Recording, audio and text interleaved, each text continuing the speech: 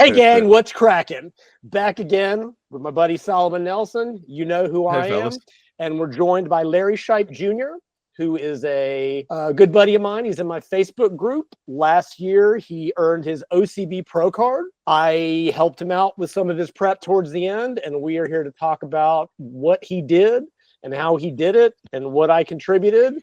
And let's get started. Glad to be here, guys. Appreciate it. Lyle, you saying you helped me is a little bit of an understatement, but I'm gonna let that slide this time. I ain't gonna keep letting it slide. I got DMs. An understatement. Yeah, well, let me qualify that for the listeners. You came into the Facebook group, what, 6 months ago? When did you do that first show? That first NPC show? June.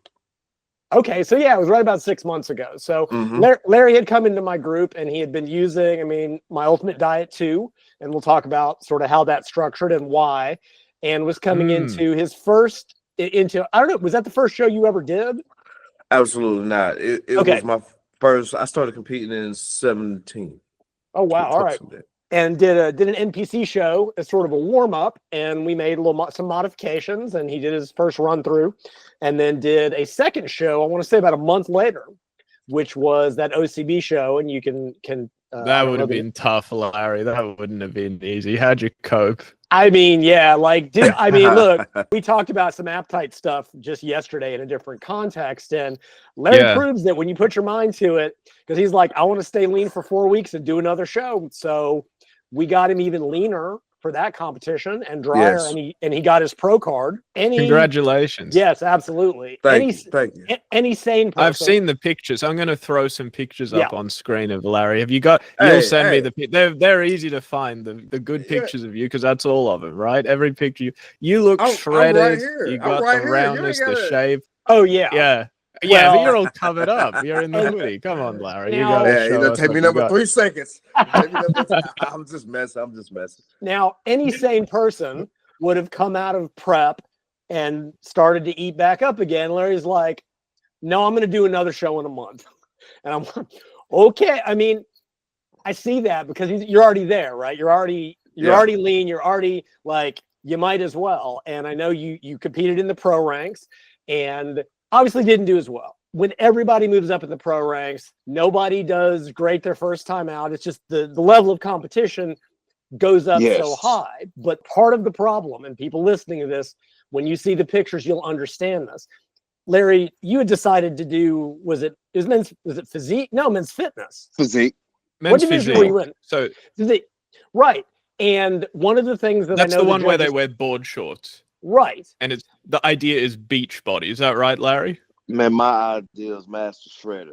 Oh. Well, and that's just it. So right. The problem was like Larry was more conditioned when you see the side-by-sides, the call-outs, had conditioning for days, like leaner and drier than you can imagine. But he was too lean and dry for that division. Absolutely. He should have been in men's bodybuilding. And I know that's going to be the goal for this next year, because he's got the size, he's got the shape, he can obviously get the conditioning. You were in the wrong division through no fault of your own. So anyway, so that's like a little bit of a background on Larry. Now I'll be quiet and let y'all talk. Real quick though, Lyle. You were right about something. This wasn't my first NPC show. It was my first natural show. Got it. Here and around in my city, I'm always like respectfully. I don't want to get jumped going to my local gym, right? But I'm the guy. I'm the natural guy that when guys I always ask me, "Are you sure you're natural? You sure you're natural?" Yeah, and right. I'm like, "Yeah, man. If it ain't coming from Kroger's, if it's not oatmeal, then I'm always known as that guy." However, I never competed into a natural competition, and this was my first year. And I was like, I'm gonna do my first natural show. So you are right on that. Okay, I see. And I would have never turned pro if it wasn't for your wisdom. So the main reason I say that, like, I don't want people to take anything out of context. Like, I wasn't your coach all the way through. Obviously, you've been bodybuilding forever. I helped you dial things in, and I make this point about Sumi too. Like, end of the day, man, you did the work, right? I may have provided the information, but at the end of the day, you were the one who had to struggle through it. And this was actually a big part of why, and again, I know Solomon has some questions if I'll ever be quiet. Part of the reason that I continued to help, and I'm still helping you now, is you were willing to listen. You did everything you were asked. You got the results. It showed that I mean, those are the people that I'm willing to work with, are the ones that I know are not that they're just going to listen to me uncritically, but that are willing to take input and put in the effort. And you did. And I mean, you got results above and beyond. I mean, make no mistake. Right? Yeah. No, I mean, right? What was your primary medium of communication? Was it text, email, or video chats? Mainly Facebook group. Yeah. Right. Yeah.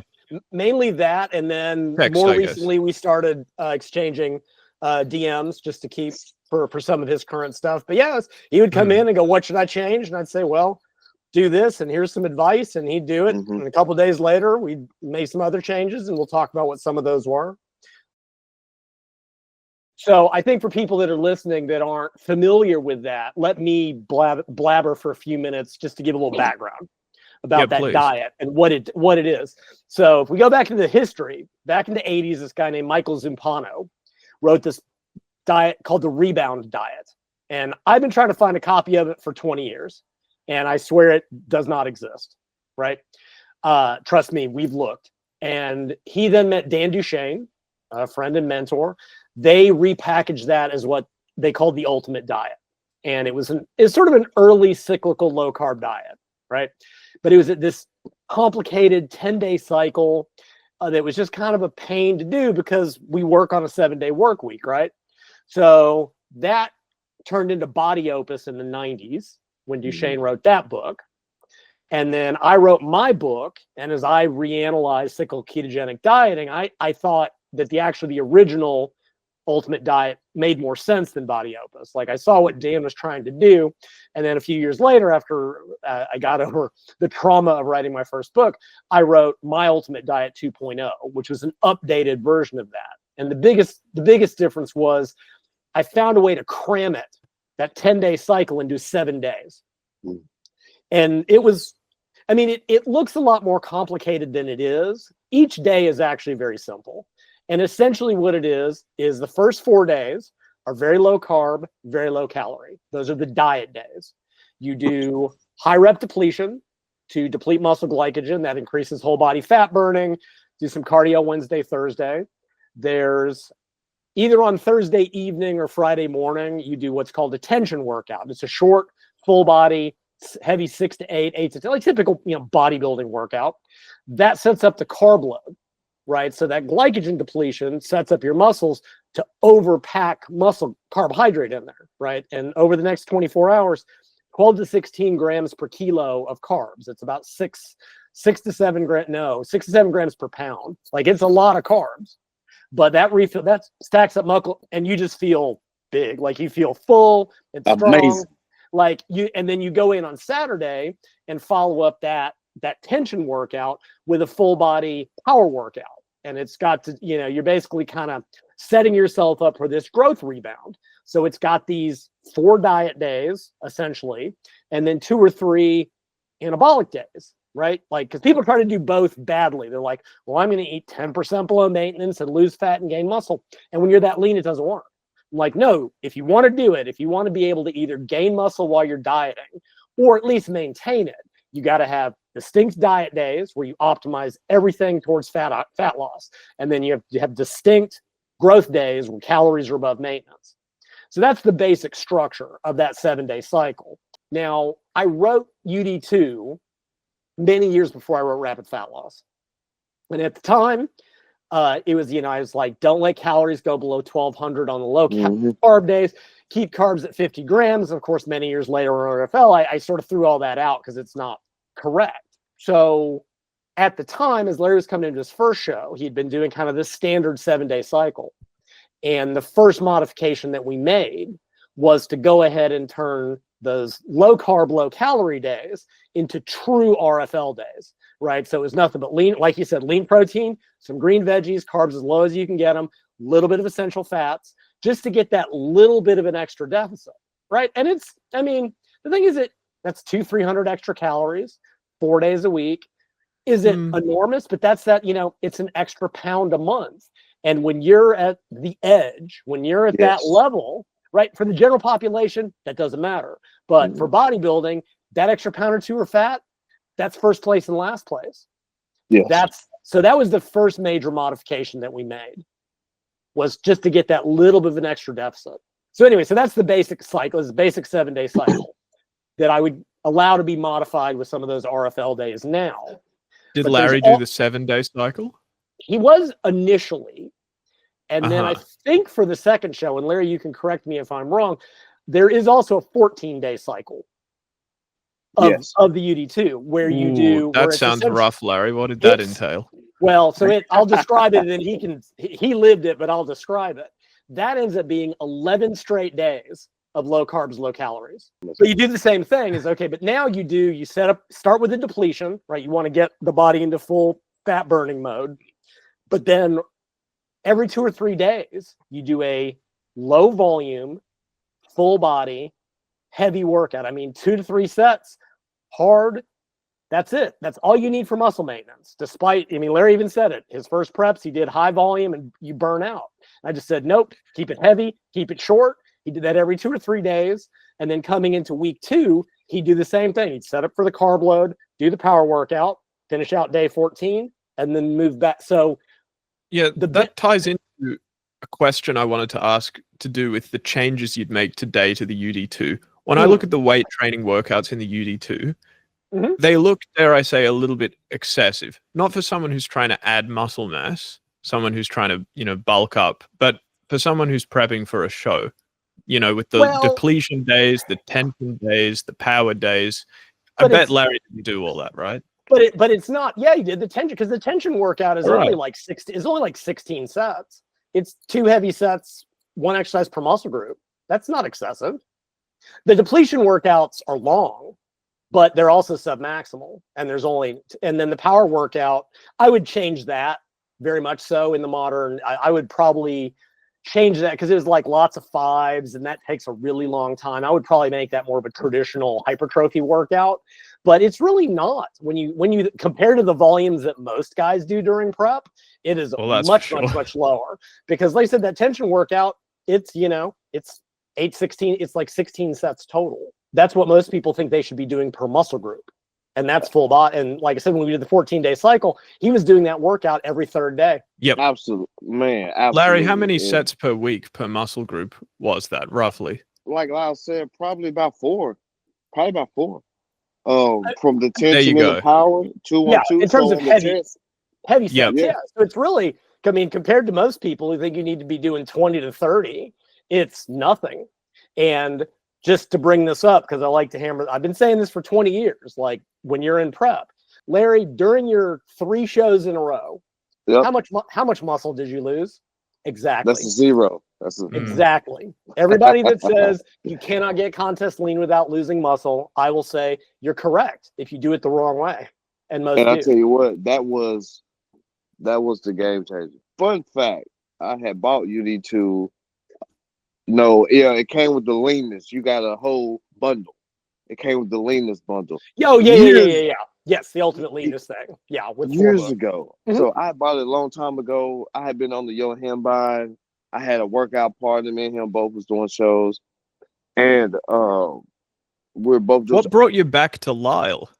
That's what I was about to say. I didn't bring the volume down, and even though I still got lean, I would break. Like, it's only 2 times I haven't won my class or I didn't place first, and that's it. So, but I was always I wrecked myself, man. Yeah. And so,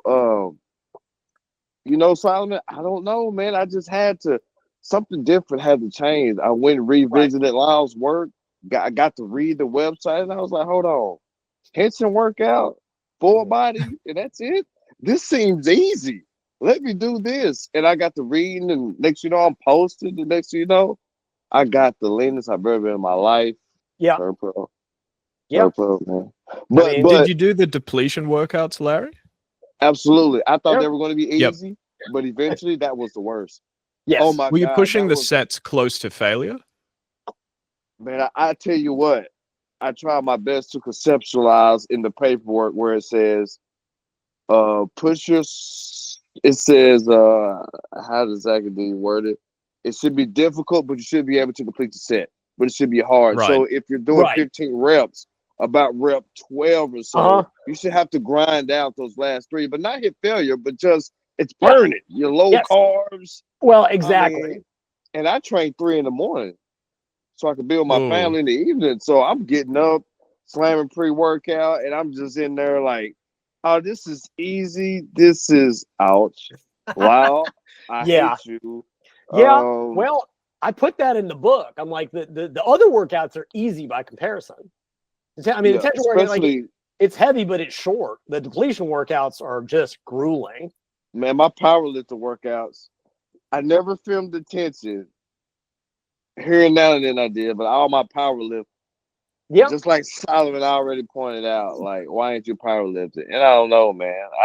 I guess some people would say it's a Napoleon complex, which come to find out he really wasn't all that short. Yeah, true. Powerlifting and bodybuilding, it's a different, the psychologies are very different. I mean, there can be overlap, but a lot of bodybuilders, and I would dare say, well, certain untested bodybuilders, in bodybuilding, if you take gear, you don't actually have to train hard. You just let the drugs do the work. But when you're a natural, you got to train. And powerlifting, the drugs can't make up for the training. They can assist the training. But bodybuilding, it's just a different psychology. For a lot of people who like bodybuilding training, who like that sense of feeling wrecked, having them do lots of low reps on long rest intervals, they're just like, I don't feel tired, which is not, it's just different psychologies. But some people, I mean, clearly Larry likes being strong. He likes moving big weights. That's the psychology you need. You got to be willing to go in and put in that effort. And since he's got the muscle mass, I mean, I've been saying this for a decade plus. You give me a good bodybuilder with the right levers, and I can turn him into a great power lifter in 2 or 3. Because all they can learn is the technique. They got the muscle mass. They got the. You're going to take him up on that, Larry? He and I talked about it. I mean, we talked about it, and it's great. I knew there's a really good coach here in Texas, a buddy of mine named Gary Hunter, and Sumi and I used to run into all the time. And he had one girl, I think she was in fitness, maybe bikini. She would do powerlifting in the off season to bring up her muscle mass. I'm like, that's how you do it. You go heavy and progressive, and then you use your diet and the other stuff to bring up weak points and get lean. I'm like I said, Gary's a good coach. I like him. He gets amazing results. So the depletion workouts are terrible. The 11 low carb days are bad. So the goal is to deplete muscle glycogen, which enhances whole body fat oxidation. The idea being, and I've written about this, and Stubborn Fat talks about this, that's part of that Ultimate Leanness program. So if you're looking at people that are carrying a lot of body fat, they got a lot of fat available, but their muscles aren't good at burning it.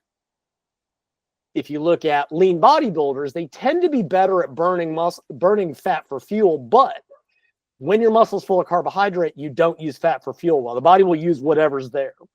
But by doing that, low carb helps to mobilize stubborn fat, right? There's data on that. 4 days of low carbs will mobilize stubborn fat. So it's basically, what do you mean by stubborn fat? Lower abdominal, low back fat for men, hip and thigh fat for women. It has to do with adrenoceptors. That's a whole separate. That's the details. But low carb diet specifically help to mobilize. When bodybuilders get lean, it's getting that last bit of fat out of those fat cells. That's the hard part. But you also want to make sure that the muscles are going to use it for fuel. Also, that glycogen depletion is necessary to set up for the carb load, right? You can't raise muscle glycogen above normal unless you deplete it first. Right? That's what endurance athletes used to do in the 70s. And we took that. Bodybuilders have done, that's peak week. You deplete, and then you do a carb load. Hopefully you don't spill over water. And we address that with Larry, and we'll talk about that.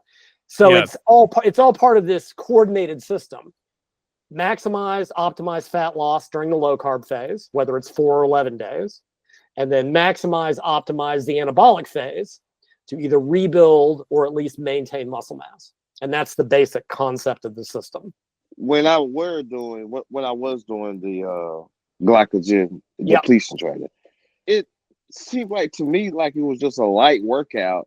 Right. Even though I'm doing it, it gave me a break from the heavy lifting. That too. And the lower volume. So psychologically it helped with a lot of cortisol. But I always wondered when I was doing it, like, how is this? Is this really? Am I burning calories or am I burning fat? It's neither. It's burning glycogen so that your body will be set up to use more fat for fuel. And that is also part of it. When you deplete muscle of glycogen, when you eat afterwards, your body, like especially when you eat carbs, there's a neat trick of UD2 that, like, you know, we talk about calories in, calories out, and that usually holds. But when muscle glycogen is depleted, as it is with the volumes in the Ultimate Diet too, during that 24-hour carb load, you're eating double maintenance calories, but your body keeps using fat for fuel for that 24-hour span. Because when you're glycogen depleted, that incoming carbs, they go to muscle, they get stored in the muscle first. And if they're getting stored, the body will keep, but it lasts about 24 hours. It's a little metabolic trick that in Solomon, if you want, I'll send you all I've got all the references because of course I do. Please. Even same thing with setting up the carb load. Back in the day, they would, you know, split routines and all this work. And it's like, no, a full body short workout sets up everything enzymatically, blood flow, all that stuff. That's all you need. And like I said, like Larry was saying, it keeps you from burning out. Like a depletion make you question your life choices. Makes you question. This is absolutely not for general population. The Ultimate Diet. Absolutely not. No. It's for bodybuilders who are trying to be better bodybuilders. Or basically. I mean, when I wrote it, I targeted specifically at what, you know, I have this category system we talked about in the RFL podcast. UD2 is for people, men in the 12 to 14% body fat that want to get leaner. And there are some that aren't that maybe just want to get to 8% without losing. For women, it would be 20 to 22% or leaner. Above that, because people will ask, they'll come in and be like, a male will be like, I'm 20% body fat. Should I use UD2? And the answer is no. And they'll go, but why? I go, because you don't need it. It is the effort you have to put into it is not necessary at that level to, you know, let's face it, to get to 15% body fat as a male is not that hard. You do not need to complicate it. And for someone even at a higher body fat than that, although there is some reason for people with a lot of body fat to do a little glycogen depletion work. That's a whole separate topic. But yeah, no, it's specifically for lean individuals who want to get really lean without losing muscle, right? Because that for decades, that's been the big issue. How do you get to contest, even to single digits? And everyone will still say, oh yeah, you'll always lose muscle getting contest lean. Like I said, not if you do it right. Man, I tell you what, Lyle, here's what, this is not a fanboy, this is all facts. Your stuff, it loses people. It's so, look, this is how, you know, it's so like, look, I'm not going to sit here and try to puff up this science. Just do this, eat this, eat that, and you good. It's like, what? Is that easy? Well, but that's just it. People think it has to be complicated. And I mean, there are prep coaches that they're like, all right, we're going to modify this and change your carbs and protein like every week. Well, that's justifying their fee. Like, it is not necessary. We're going to mix up your training. Like, no, just, you know, dance with who brung you. Like, we like, you know, you live in Tennessee, you're down from the South. You get it. Like, no, like, as long as you're still losing fat, as long as things are still moving, you don't change for the sake of change. But there's still this, people still say, oh, you know, the volume that builds muscle is what maintains it. No, it's not. And every bodybuilder I know that tries to maintain high volumes all the way through end up broken without fail. And yeah, that's why, you know, their quality falls apart. They end up overtrained. They're the ones that when they come out of prep or when they come out of their show, they don't even train for a month because they're just so busted up. And that's, you know, and they overeat because they're hungry, and like, especially if their diet was super restrictive and they lose their minds. And UD2, it's like, I mean, I don't know what you ate on carb load, but you get to at least put in a little something good. You don't have that sense of crazy deprivation. Even with the 14-day cycle, you're like, it's only 11 days till I at least get to eat. Not that I think it would have mattered for you. I'm sure you could have done RFL straight through if you'd needed to, but that's not what was going to be right for you at that level. So right. Yeah, that's typical. That's still typical contest prep. That's still, and without naming names, I get a lot of folks that come to me for consultations. They're like, yep, I read this book. I worked with this team. I worked with this group, and everything they gave me was just random BS every 4 weeks. And I'm like, yeah, just do this for the next 3 months until if it keeps working, just do it again. The reason why I ask these questions about whether or not there are things you'd change today is that I want this podcast in a similar vein to the RFL podcast, to serve as an adjunct to the book, because you wrote this book over 2 decades ago. I mean, as regards the weight training, in the original UD2, you described the depletion workouts as basically these circuits where you're doing 9 hard, high rep sets for each body part in a full body workout on 2 consecutive days. So those 2 days alone are like 18 sets. No, it's 6 per day. Oh, it says repeat twice. So perhaps everybody confused that. Everybody thought, oh, do it once and then repeat it 2 more times. No, I had to go back in and fix the text on that. No, repeat twice. It's 12 total sets per muscle group, but they're sub-max. They're they hurt like hell because they have to be long enough. You have to get into the glycolytic range that you're losing. Like, I mean, you can pump out 15 reps in 15 seconds. That doesn't get it done. You'd almost be better off doing time sets. It has to be it's got to burn. And leg extensions burn like nothing else. I'm telling you. They do. What kind of RPE are we talking? When I say RPE, I mean, reps in reserve, basically. I mean, it was weird. I didn't really think, because when I wrote this, those concepts didn't exist. That wasn't a thing. Right. We didn't think in those terms. And like, I think the book, like Larry said, just said it should be hard, but not impossible. But when lactic acid, when acidosis starts to set in, it hurts and it gets hard. And I don't know, I would probably set it at 2 to 3 reps in reserve and maybe on the first set. And I guarantee you, if you're using short rest intervals, it's going to catch up with you. Right.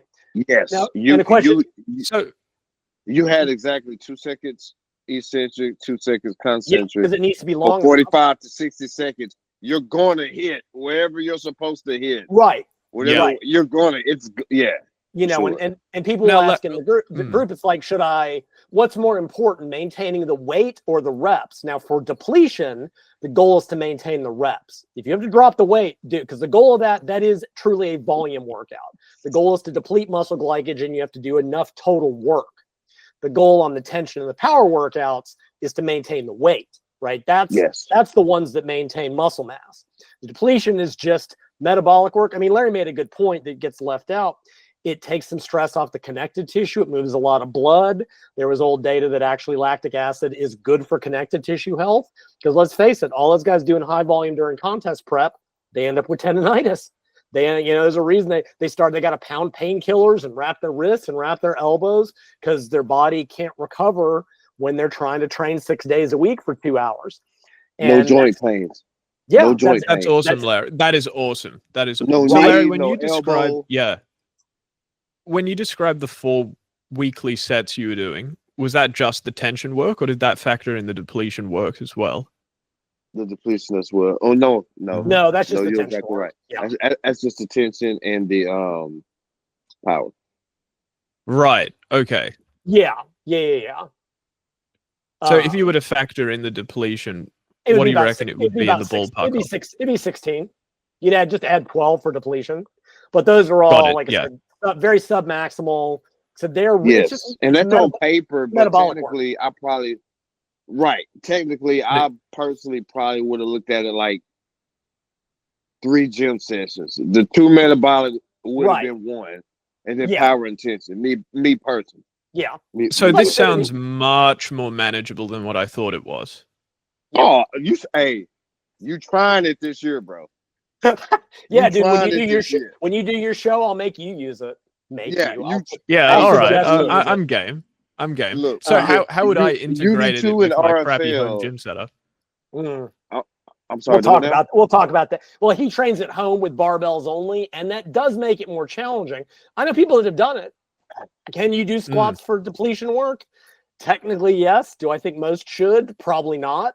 It's a little bit more challenging under those conditions, but I'll have to, ideally you've got, especially for depletion, because you want to move pretty quickly, right?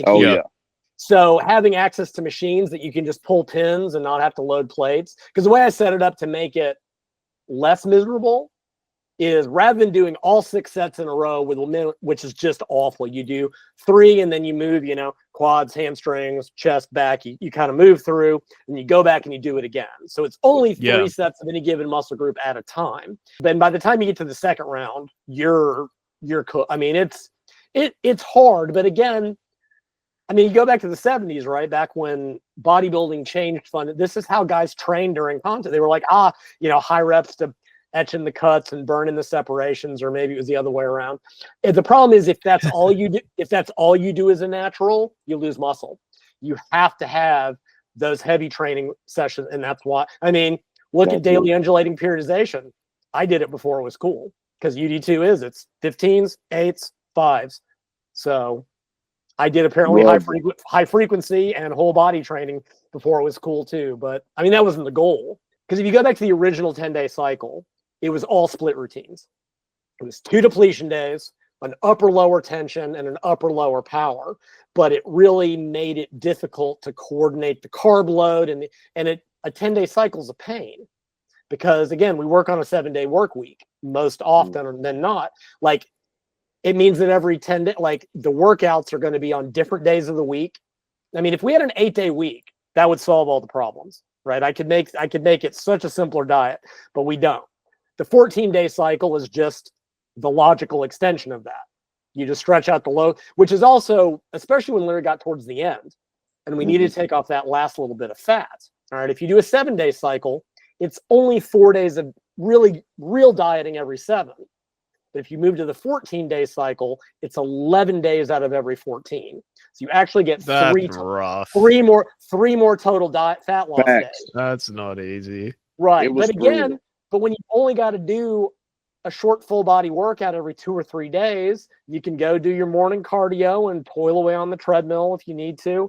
Like, because that's the other thing about contest prep. Weight training doesn't burn that many calories. Like, it's a matter of focus. People are like, I want to use weight training, to burn more. It's apparently a free calorie burn, according to some individuals. And it's not. It's like, no, your time is better spent on something that will actually burn calories and mobilize and use fat for fuel. And weight training isn't it. So rather than trying to do 2 hours of weight training and 2 hours of aerobics a day, or whatever crazy people are doing, like typical contest prep, like, no, just do weights every 2 or 3 days. That'll maintain you.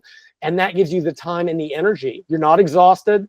You keep moving around all day. Is that what you were doing, Larry? Full body every 2 to 3 days? Because the UD2, as originally written, has 4 full body weight training workouts per week. When we moved him to the 14-day cycle. So what he did, so it would have been Monday, Tuesday depletion, Thursday full body tension, Monday full body tension, or whatever it worked out. What about the Wednesday? There was no Wednesday. There's no Wednesday lifting workout. Here's the 7-day UD cycle. You're just skipping the non-lifting days. Okay, yes. All right, here's the 7-day UD2 cycle. Monday, Tuesday depletion, cardio optional, assuming you've got the energy. Wednesday, Thursday morning cardio. Now, one variation is you do the tension workout in the evening, but you can also move that to Friday morning, which actually is probably a better approach. Thanks for pointing that out. Yeah, but let's just, for reasons it has to do with just Thursday is this weird day. It's a half diet day and a half carb load day. And which again means I had people training the same muscle group 2 days in a row way before it was cool. So anyway, but the typical 7-day cycle, Monday, Tuesday depletion, Wednesday, Thursday cardio, Thursday evening weights, Friday is off and eating all the carbs, Saturday power, Sunday off, and you start to transition back to low carb. So the 7-day cycle is 4 weight training days per 7 days. Now, when we move to the 14-day cycle, basically you just do a tension workout every few days. So like maybe one Thursday, maybe one Sunday, maybe one Tuesday, and then that next Thursday or Friday, you set up for the carb load power workout. So on the 14-day cycle, again, 2 depletion, tension, tension, tension, tension power, maybe 7 across 14 days. 7 total sessions. Most people are trying to do that every week. And half of those sessions are short full body anyway. Real quick, and then I'll let you go. We had worked backwards now. We had started on the show date and worked backwards as far as the 10-day and the 14-day. And it landed perfectly with carb load. We figured out how long it takes me to drop water, like 2-3 days. Yes. But that's neither here nor there. We get down, but we did work backwards in my specific case. Right. And that's what you have to do, right? You start on the day of the show, right? Prejudging Saturday or Sunday morning, like that's gotta be, that's the day. Because bodybuilders, again, physique is unique in that you're on a schedule. Like especially those last couple weeks, you frequently have to make some weird corrections to it because you have to have everything time out correctly. So I don't remember. I'd have to go back and look, and it's not that important. It's something I would do on an individual basis anyway.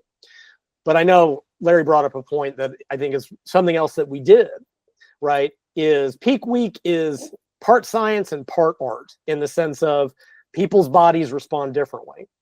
So what I asked him to do at one point when he was getting close is I said, all right, after your carb load, I want you to take pictures every morning for the next 2 or 3 days. Because what can happen after the carb load?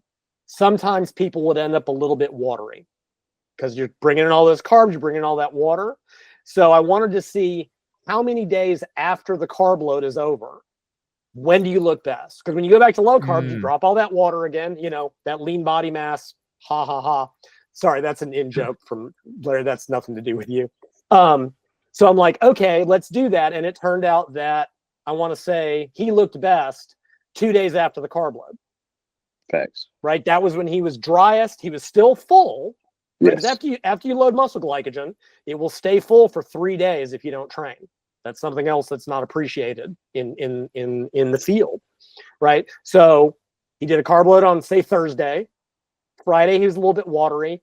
And that Saturday, dialed.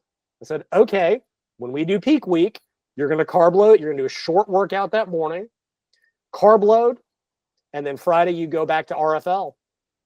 And then Saturday, you go win. And that's you. And Saturday, it turned out great, didn't it, Larry? Because you have to. That is that is another advantage of UD2 in that regard, that it lets you practice the carb load for the show. Yes. If you're doing a show or a photo shoot or whatever it is, gives you the opportunity. Some people bloat on certain foods and not others. That's I know people are like, rice blows them out and makes them look all puffy and pasta doesn't. It gives you the opportunity to practice that. But specifically for a show, I was like, I want pictures every day for 3 days. And so we can know this is the hour that you look, that you are still full, but you're dry as hell. And we found it. And then we just, again, we, like you said, we worked backwards. Said, all right, that's show day and you need 48 hours. Because another thing a mistake that naturals make through no fault of their own is a lot of pros, by which I mean untested pros, like they would do their carb up on Friday before a Saturday show. Thing is, they had diuretics. And when naturals do that, they look great on Sunday, right? They don't, right? They look great a day after the show when they drop the water. Most naturals have to carb up a day or two beforehand. So they've got that little bit of extra time to manipulate water to make sure that they come in dry. So I had him practice that so we could get the timing. Yeah. And again, and he did it every morning. Like, he'd upload pictures and he did it, same poses, same lighting, same conditions. So we could get a valid comparison. And it was like little watery, damn, and like a little bit past your peak. And then, so you just said, yeah, that's how we do it. And that's how we did it. And that's why he got his pro card. Yeah. It's a tremendous advantage of the UD2. Yeah. You were going to say, Larry. That's a fact. I was going to say the UD2, it works if you're working, bro. Yeah, right. Yeah. Yeah. I far prefer the sound of the 14-day UD2 because those depletion workouts, they sound like hell. You don't want to do them as well. With the 7-day, you're doing them twice a week, whereas 14-day, it's on average once a week. So that sounds a lot more manageable. I mean, it is. It's rough, but once you get adapted to it, and this is something else that I think it's got to be part of that package, because what he's talking, this ultimate leanness package I put together. I put the stubborn fat solution patch, that weird little book I wrote, the ultimate diet. Was that about bromocriptine? No, that was about beta blockers for fat loss and atrial natriuretic peptide. Well, that's a whole separate thing. But I wrote UD2 in, I don't know, 2001, something like that. And then about 10 years later, I wrote an addendum to it because there were a number of things that in hindsight, I didn't expand on enough and that needed. So, because one thing that people would do that got them into trouble is, okay, they would come out of the off season. They were doing lots of low rep, typical training. And if you jump straight into depletion, it will ruin you. And if you jump from high carbs straight to low carbs, it will ruin you. So I wrote this 2-week transition phase where you start to bring in a little depletion work. You start to moderate your carbs. It's the old transition phases, which I've got a whole article on my website. Like that's back in the day, you know, I used to call them hardening phases and things like that. Just that it's that 2-week transition from off-season gaining into your prep where you're not full-blown dieting yet. So I did that. I also originally was like, you know, don't do it for more than 12 weeks at a time.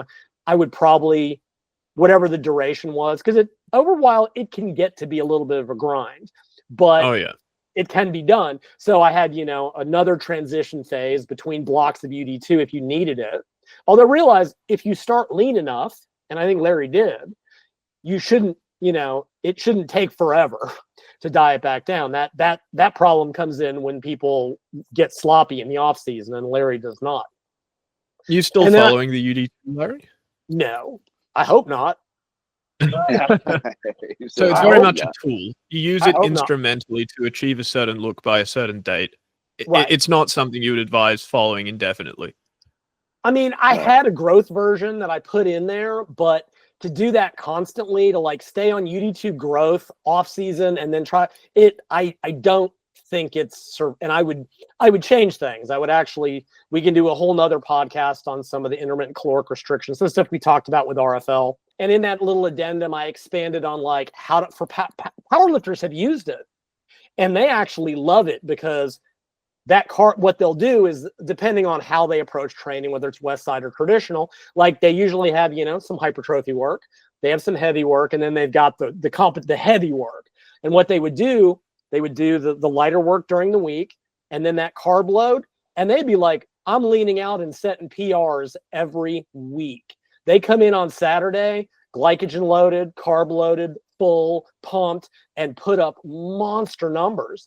And they just they make progress as they lean out. I set up one for Olympic lifters, which is it's a very similar kind of thing, which I don't have so I even endurance athletes, I have applied it to that because they frequently have the same issues. Like they have to lean out but they need to be able to support quality training. And so you have to structure things. So that addendum covered all of that in terms of those modifications. You know, the other ones I would make now, like I said, rather than the true power workout, I could see doing actually tension Thursday and tension again Saturday, like more traditional hypertrophy work both days. Any reason you'd make that change? Just because I don't know if you need to do those heavy fives on Saturday, and it just takes so damn long because you got to rest. So it's mainly a practicality issue. But it's not required, but for people, and some people aren't good at moving low reps and they don't like it. If you don't have the psychology to push those low reps, you're better off just doing 2 hypertrophy sessions 2 days apart. So I would possibly make that change. The depletion, I wouldn't make any change to because it's where it needs to be. It's just awful no matter how you cut it. I mean, and I have known people, crazy people, that did the whole thing in one day just to get it done on a Monday. Oh. I'm not doing it. Dude, I'm nuts. Larry, you're nuts in a good way. Like, I mean, you know what I mean? And, you know, I mean that with love. You're good at what you do because you're a little bit nuts, but you wouldn't do it. I wouldn't do it. No, not after I already doing it the way it's written. No, that's bad enough. To do it all in one day, that would be 3 hours of absolute misery. And I do lawn care, so I'm on my feet. Oh yeah. No way. Oh dear. And I don't think there would be any truly major physiological advantages to doing it that way. So I would never recommend that. So yeah, those would be probably, I would allow for a little bit more flexibility on the low carb days if people want to make those true RFL. Again, it lowers the calories a few hundred, but over the span of 12-week prep, an extra pound a month, a pound and a half a month, that's first and last.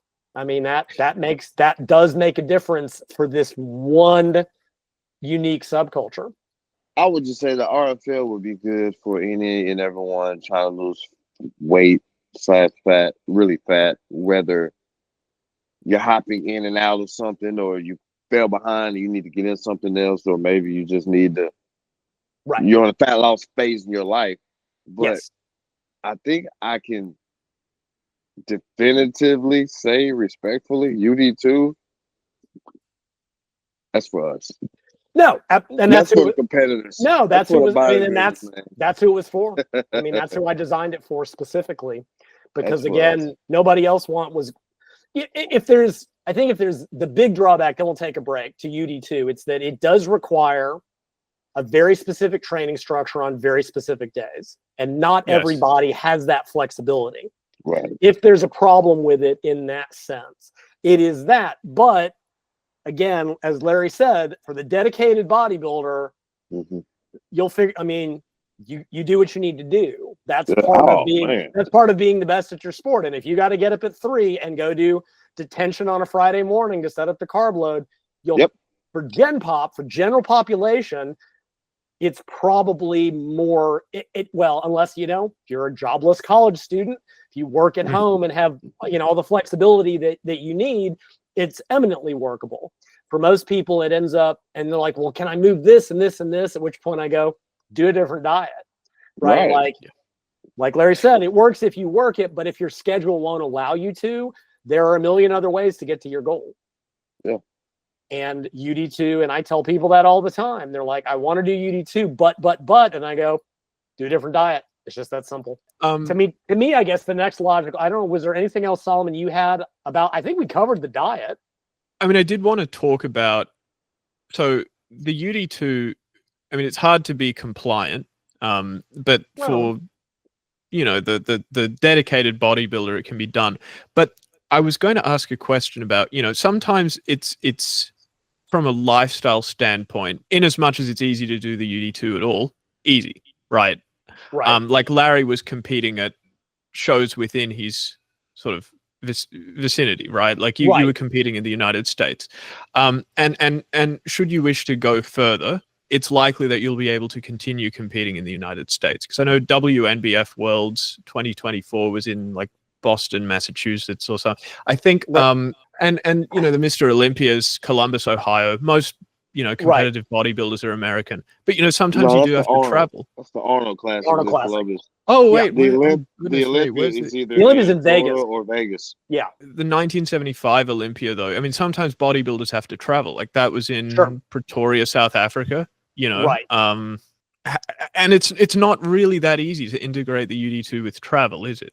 Well, it sounds like a headache. So here's the thing: when you describe UD2, it sounds complicated, but any given day is not complicated. Right. There's 4 low carb days with 2 depletion workouts and cardio. There's 1 carb load day with a heavy workout where you got to eat all the carbs and you sleep a lot. And I used to love it because I would go to the grocery store before my carb load and I would get like a gallon of milk, some cereal, and I get some bagels because I like bread, and I would like get, like a little bit of rainbow sherbet. People would look at this and go, big weekend. I'm like, no, this is for today. Because when you need 600 grams of carbohydrate in 24 hours, right? They would just be mind blown. And I'm like, this is the best. So any given day, and then, okay, so that Friday is just carbs with no training. Saturday's a heavy workout, more at maintenance. And then Sunday you shift back. Like any individual day is not that complicated. The overall pattern is a little bit constrained.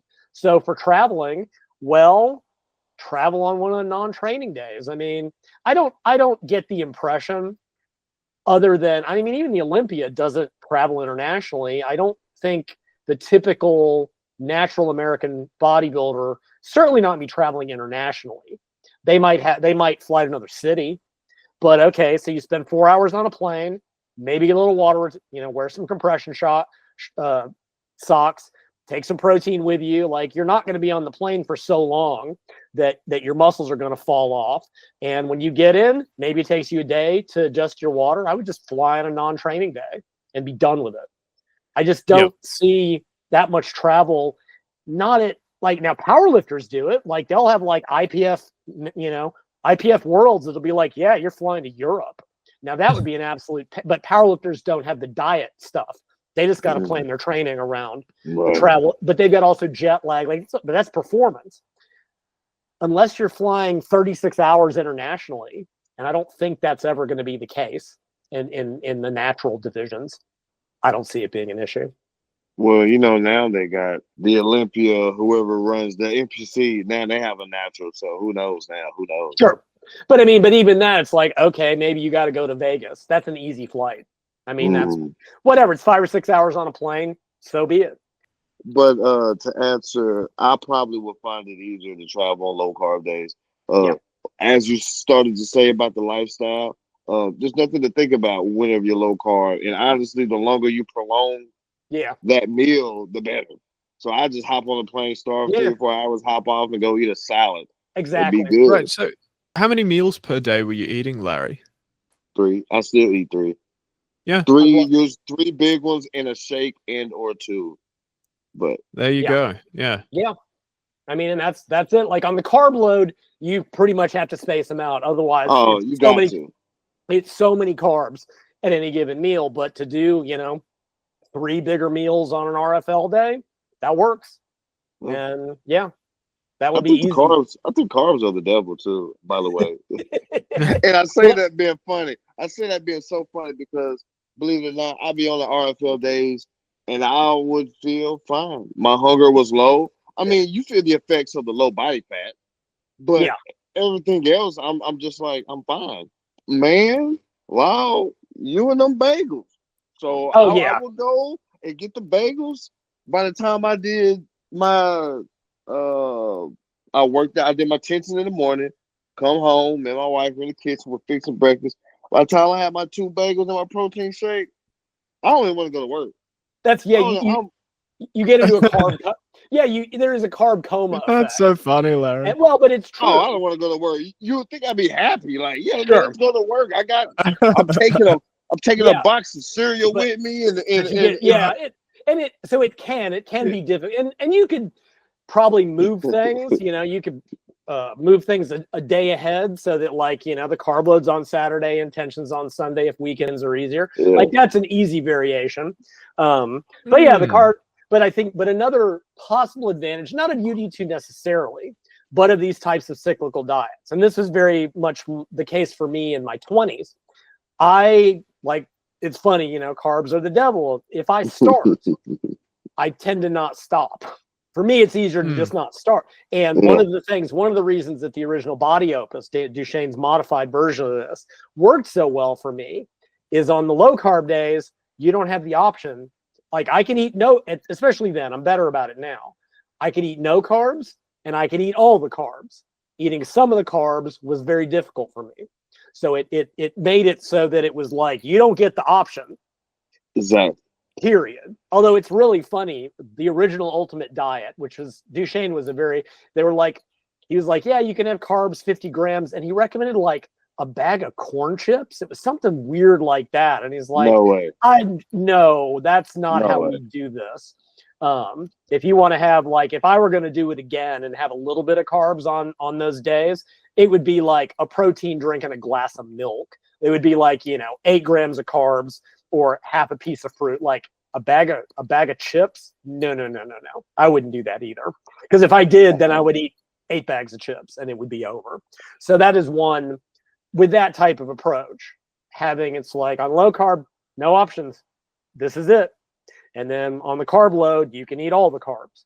So that is a potential and there are people, I've seen people run into both problems. Some people have trouble getting in enough, which is foreign idea to me, probably is to you too. Like, what do you mean you can't eat 600 grams? Figure it out. Come on, you get real full, make no mistake. Non-fat ice cream.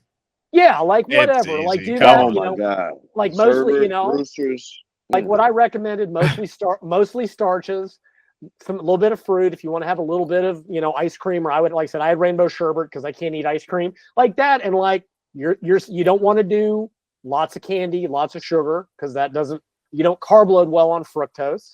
I once, for the heck of it, you're going to laugh at this. I did the entire carb load on Gatorade powder. Because I like to eat straight Gatorade, like that. Like when you're a kid, right? Like Kool-Aid powder, Tang, or whatever. You're just you put it in your mouth, and it kind of dissolves. You're like, yeah. You probably did If this. you don't know what Tang is, Solomon, just watch some old episodes of Married with Children. Yeah, it's a powdered orange drink. Right. It was the astronaut's drink. Another one I used to do, Larry. You remember that frozen concentrated orange juice that all our moms used to make us? Absolutely, yeah. I would seriously, Minute Maid. I would eat those like a push pop. I would pull the like I wouldn't even mix them up in water. I would just like spoon it in like a flavored ice. So I did an entire carb load on Gatorade. Terrible. I was flat. I was watery. I'm like, okay, I've just proven what doesn't work. So like Captain Crunch, that would have fixed it. I'm sure I fixed some, put some cereal in there, but it was mostly, like I said, complex starches, bagels, breads, stuff like that. Little bit of sugar as a treat, some fruit, sorted. Right, so while we're on the topic of food, I did want to ask Larry, what did your days of eating look? Because you mentioned you eat the same sorts of foods every single day. What would a carb up day look like? What would an RFL day look like? Depletion day, tension, all of those sorts of days. Like, how did they compare? Perfect. So an RFL day would be egg whites for breakfast with some fat-free cheese. 2 pieces of tilapia with some zucchini or salad, and then for dinner it was usually like ground turkey or ground beef, very lean. 96.4 was the leanest I could find, and ground turkey I could find very lean, but ground beef was 96.4. Excuse me, y'all. With the biggest salad I could find. If I showed you my salad bowl, you'd be like, wow. Right. Oh, and yeah. Then, and then if I wanted to snack, I would make one of these random YouTube yogurt. As a matter of fact, fluff. The protein fluff. Oh, yeah. Yeah. Your fluff. Yeah. Now I was already on it, but you perfected it. But I never put. Thank you. I never put the fruit, so I would do it with just protein. Right. Did you ever put zucchini in there? I mean, that could work. Like frozen zucchini. No. I never tried it, but that sounds awful, dude. Oh no, man! The whole point of that is to get like a little bit of almost dessert, high volume. Like that's like what I would do. I would get like Greek yogurt, really low, a little bit of carbs. Yeah, guar gum protein powder, mix it up. A little bit of guar gum, throw in a scoop of protein powder, the chocolate. It'd be like it's chocolate pudding enough, and it fills you up. It's like that when you need that little bit of a treat. That's what I would do on like RFL or low carb days. So when you just need that little snack, you don't need a lot of calories. You just need something to kind of keep your stomach full. So well, how about the carb up days, Larry? Okay, now carb up now. Wow, that was a little rough. Yeah. The first carb up day, the first time I did it, I was good. After a while, it was like, man, it kind of became an extra stressor.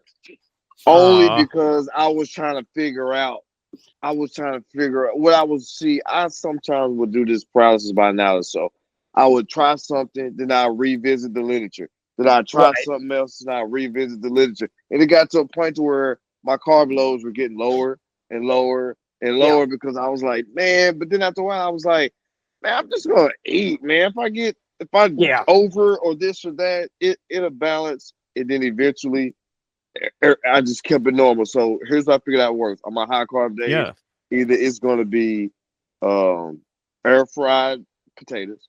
I take my russets, chop them up to make all these little cute cubes, right? Because it's all about visual. You want it to look like it's more than what it is. So I throw that in the air fryer. Oh man, ketchup. I'm not putting nothing on the scale. So ketchup. I'm with you. For me, potatoes, pasta, elbow macaroni, spaghetti work best because I can take it to work. I can put it in my Yeti. I got it in my work truck. And that's perfect. And also, I had the thought those were things that made it easier for lifestyle. It's potatoes and pasta everywhere. I can go to Wendy's. Let me get 2 baked potatoes. That's all you want? Yeah, it was everywhere. And of course, my meats were more or less the same: fish, ground beef. But it was easier because instead of eating two tilapia, I had 1. Instead of eating this and that. Now, the only person that really stressed out was my wife because My wife is my, she cooked everything. Right. So, and then I would mix in some Gatorade.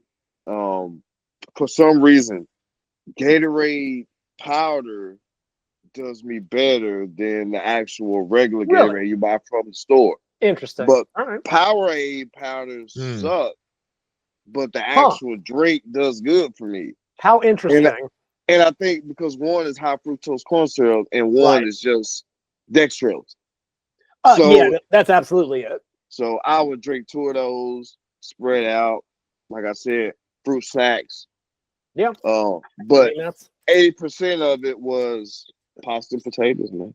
Yeah, I mean that's exactly what the book says. Like mostly that, a little bit extra sugar, which low helps. fat. Yep, keep everything. Yeah, still low fat. I mean that's kind of hard because even when you bring your carbs high enough, some trace fats can come along for the ride. Like if you think oats, I mean they've got some fats in them, and you might laugh at that. Oh my god, they're a carbohydrate source. But if you're eating like 700 grams of carbs a day, the fats from the oats, if that's all you're having, are not going to be negligible. No, but it's not. Don't eat oatmeal. But you can have. But I think I'd have to go back and look. Like, you want to keep fat intake low. But like I said, your body is still using fat for fuel during those days. So you'll still be in negative fat balance. You'll still be losing, because you can't eliminate it all again unless you do the Gatorade powder carb up, which doesn't work. You don't want to do high fats because trust me, we did that in the body opus days. I tried all, I learned what didn't work real quickly. Because you get a little slot when you start to man, I'm going to carb up on donuts. No, it ends very badly.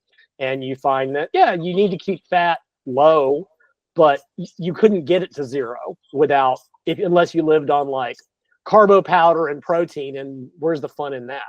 And I'm not a sweet guy either, so unfortunately, I don't have any candy storage, But if I had to taste, I'd grab me some hot tamales, some dots. I'm a jelly beans kind of guy, but I hear you. Jelly beans, orange slices. Yeah. Oh yeah. So, I would definitely fulfill those needs, but to backtrack, you'll probably have to do some cutting and slicing.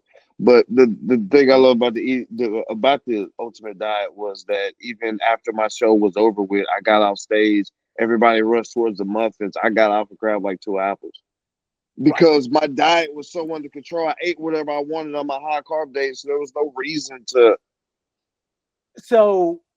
be a bozo about it. It's just food. So tying in on that, so one of the first people I prepped, this was many years ago, female bodybuilder, and I used Body Opus with, right, which is one of those early. It was just an earlier cyclical ketogenic diet. It was higher calorie, whatever, and everybody in her gym were doing it old school. 2 hours of all that stuff, and they were like, "That'll never work. You can never get lean on a high-fat diet. You can never get lean carbing up every day. Blah blah blah blah blah blah blah." And I said, "Just ignore them. I promise you, it'll work." She came in, she looked great on stage, and of course, at that point, everyone in her gym was like, "So tell me about that diet again." But because every week, she didn't go crazy, kind of like you. She would have whatever, she would allow herself a couple of muffins or a plate of pancakes with her other carbs on carb load day. After the show, she was fine. She didn't, and every other bodybuilder that had lived on tilapia, broccoli, and nothing for 16 weeks, they lost their minds when they came out of show because they had been deprived, and she never felt deprived, just like you said. She came out of it. She was fine. She just went back to normal eating. It was no big deal for her because she didn't have that crate. They were so bad. These were the type of bodybuilders. You'll laugh this, Larry.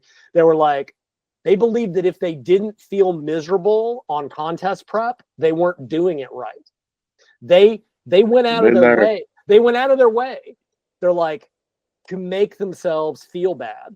Psychologically, they mentaled themselves into if I'm not miserable, it's not a diet. Are you out of your mind?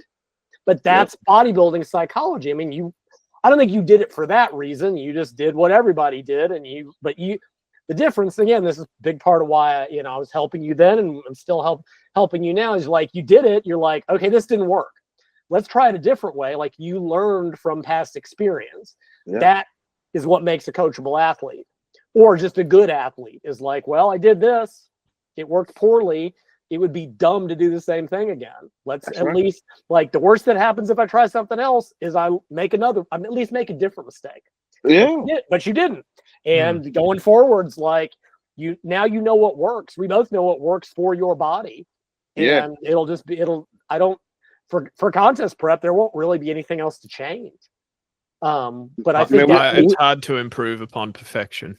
I mean, really, like, what else? Honestly, once you got, but it's true. I mean, Larry, you're a phenom. You couldn't be any leaner. I don't think you could be any leaner than you were. You certainly couldn't be any drier than you were. So, like, I think I actually think I over dieted maybe a couple pounds, maybe. Well, because you kept doing maybe. The thing about the category, though, I look so freaking good. It's hard to tell. Certainly, you weren't over dieted for open bodybuilding. No, because you were. If you were over dieted, you know that stringy look people get, where they're like, they just don't look full, they don't look good. You didn't kind of look sickly. Yes, exactly, and you just didn't. You didn't look that at any point, Larry. You looked like a world beater. Would you argue that the UD2 is better for the endocrine system compared to most contest prep approaches? Oh yes, because those 3 days at least help to, like, you can't stop it, right? Hormones are gonna get bad no matter what you do, but having those higher calorie days does help, at least transiently, to bump things up, refills glycogen, gives you a mental break, because again, diet fatigue is real, and that exhaustion from overtraining catches up with you, because guys at the end of prep, they're going in and they're having to force themselves to just survive the workout, much less go in and give it any sort of quality. Whereas when, I'm sure, Larry, when you went in and like, all right, I got 2 sets per muscle group, full body tension workout, I can be in and out of here in 40 minutes. That's pretty easy. I mean, you're just like, you go in, you get it done, and you get out. And the power day was even better because I got the superset. Exactly. So it was even better. Oh my God, that was actually my favorite part. I just like looking at it. Right. And that's why I've approached maintenance that way for so long, because what happens, you're like, oh, you go in, you're at the end of prep, you're like, oh my God, I got to do 15 sets for chest. You are just going to piss about for 12 of them. I would rather someone go in and get 2 or 3 quality sets, and if you wanted to burn more calories, go walk on the treadmill and just chill and listen to music, right? Because you'll pace yourself because you're so exhausted. When you know you've only got and look, I'm not saying low volume HIT don't, people will always take me out of context. But when you're dieting to the verge of death, and contest prep literally is that, like, there's only so much, as I always say, with high volume training and all that stuff, something is going to break, and it's usually the athlete, and that's what happens. Whereas, like I said, you can go in and bust out I mean, it may not be easy, but it's a lot easier than 2 hours of grinding along, high volume nonsense. So, absolutely. So yeah, well, but anyway, go ahead. Question. I hope this isn't a hard one to answer. I think it is, but my question is, compared to a relatively normal contest prep diet, what kind of rough percentage improvement in the overall look or muscle retention or body fat percentage are we talking about when prepping on the UD2? Like, say you've got identical twins who are prepping for a show. You put one on a standard diet, put the other on UD2. How much better is the UD2 twin going to be? I mean, when I used to talk to people about this back in the day, some supplement company, and there's a couple of studies on this, they're like, they did evidence-based contest prep, and it was the same 7 days a week, high volume stuff. And you look at the numbers, you're like, wow, 50% lean body mass loss, much of which is the end of peak week. And I'm like, that's trash. I'm like, that's trash results. And another group I talked to, and they were like, oh, we use all these supplements and we have all this data and we get about 25% muscle loss. I'm like, that's what you get on a crap diet. Y'all are doing it wrong. So, and I'm not saying everyone will get, that much muscle loss, but people are always reporting they lose a few pounds of muscle at the end of diet. And I mean, look, people get lean on traditional approaches. There's no doubt about that. And I'm not saying that they don't, but it breaks people.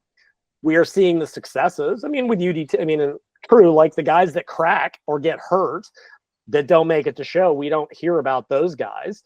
I don't know, 2 or 3 pounds of muscle and positive and 2 or 3 more pounds of fat Negative, general pop doesn't matter. Bodybuilding, again, that's 1st and 5th place. Those couple of pounds in either direction make all the difference in the world on stage. So no, I couldn't. It is a difficult question. I couldn't quantify it because I haven't used a traditional prep with anybody in 2 decades because I don't obviously believe in them. But whenever I hear about people doing it that way without props, it's always like I said, go ask any coach, can you get contest lean without muscle loss? And they will all say no. And I will say, yeah, you do it right. And they don't. But like I said, even if it's only 2 or 3 pounds, again, that's 1st and last. That's 1st and 3rd place at the highest levels. And now that Larry's a pro, he is the whole level of competition has come up. Oh, absolutely. Oh my God. You now and that's true in all sports, right? Like you go, like it's not that you were, a big fish in the small pond, but okay, you got your pro card, and there were some guys obviously that were good, but the majority at that level are not where they need to be. When you move to the pro card or the pro level, everybody's good. And it's going to come down to there's good and there's amazing in terms of who gets the most conditioned, who gets drier, who has the symmetry, who has the shape, the posing of it. Like everybody's going to be pretty good. It's a matter of who's great. And most people can only bring part of that package. I know there was a bunch of controversy over the Olympia this year, which I don't follow any of that. And I guess the guy that won wasn't as conditioned as the guy that took 2nd. And everyone's like, oh, are we back to size more than conditioning? I don't know, because I don't care. I don't follow that level. That part of the sport. But especially, I think in natural shows, conditioning is king. Most people, they can get lean, but they can't get. There's this old book I got called Sliced. It's old 80s book. And it had these 8 stages of leanness, from Full House, which was lean but thick, and you got to lean, ripped, and then there was Sliced. And Sliced was that condition that you can only hold for a couple hours and actually it's funny, the example they gave, and this is Larry said, if you saw someone who's sliced in clothes, they won't look that impressive. Puny. And it's like, honestly, like if we saw Larry just dressed, we go, yeah, he works out. But the book even says, like, as soon as they strip down, it's mind-boggling. And that was Larry, right? Larry hit. Most guys can get lean, maybe even ripped, but to get to sliced, that's elusive for most people because everything has to be perfect and everything has to dial in at just the right time. That's why we had him do the pictures to figure out exactly what the right time was. Absolutely. And the results speak for themselves. So everybody I work with is like, when you show up in this baggy uniform, you look nothing like you do when you're showing me these pictures or when I see you post them up on social media. That was like, you look so big. And I know, it's crazy. And then me, I'm like, what's what you trying to say? I ain't big. I'm not saying you're not big. I'm just saying you look way bigger. Okay, well, yeah. Sure. Well, and I mean, being lean will always make you look bigger than you are. But again, it's part of the competition package. But I think so we don't go too long. What I would say as far as like, my vision, I got time, but I mean, Larry, you got family and you got a life, and Solomon, I talk too much. How long have you been training with weights, Larry? You mentioned you'd been lifting since forever. When I've been an athlete all my life. I always ran track, did this and did that. Well, in high school is when I started to lift weights. Not for no particular reason. We just had a weightlifting class. And that was when I realized I was naturally stronger than I was supposed to be so small. So how strong are you, Larry? You're a monster. You can move some heavy weights around. You're right. Man, I tell you what. Yes, I can. What can you do? What are your numbers? In the peak of an off season, which was a couple years ago, I got heavy as 160. I was deadlifting 5-something. I was bench pressing 365. At 160. Yeah, right. Monster. Yeah, 160 pounds. I was shoulder pressing. I got up to 205. My front squat 275. Wow. And my back squat's always been strong, but my legs never got big. But I got up to an ugly 405. Fair enough. Right. So Wow. That's impressive. At 160, that's unfathomable. Yeah. Why don't you compete in powerlifting, Larry? You could do real well. But Lyle and I have talked about that. These elite natural bodybuilders, they can cross compete and do very, very well. Right. And I need to, because that's actually next. Yeah. I'm eating myself to normalcy. Right. And quote unquote, right? In the next year or two, I definitely want to. And I'm one of them guys that it comes natural. So training for it. Right. Well, you did something, I think going into your second show, you did something, you pulled some monster deadlift like 2 weeks out because I told you don't do that. I saw the footage. You're going, don't do it, Larry. You're going to hurt yourself. Yeah. You're a week out. Don't lift the damn weight. But do you remember what was on the bar? Because I don't. Yeah, it was something north of 405, wasn't it? Yeah. It was 305. Okay. Oh, okay. I mean, still a week out when you are depleted to damn near death. That's still impressive. You don't even want to know what I weighed when I did that. You don't even want to. What did you weigh? Hey, how tall are you, Larry? How was that thought? To put in context on it, Lyle, me and my wife drove to Atlanta, Georgia. I can't remember exactly why we was down there. And I woke up at 3 a.m. because, I'm neurotic, right? I got a body build. If I don't go lift, I'm going to lose all my gains. It's all over. Yep. Oh, no. So I was like, hey, man, I got to go to this gym. So we went to this local gym that was right down the street. It had Dunkin's beside it. Went like I'm protocol to the T. Oh, yeah. So I went and got a little bit of Gatorade just for my 5 grams of glucose. And I wanted something in my body when I squatted that. But I was 131. Yeah. What? It's 131 pounds. 131 pounds. I don't know what that is in kilos, my brother. But it's right about 60 kilos. Yeah, 60 right kilos. there. 60 kilos.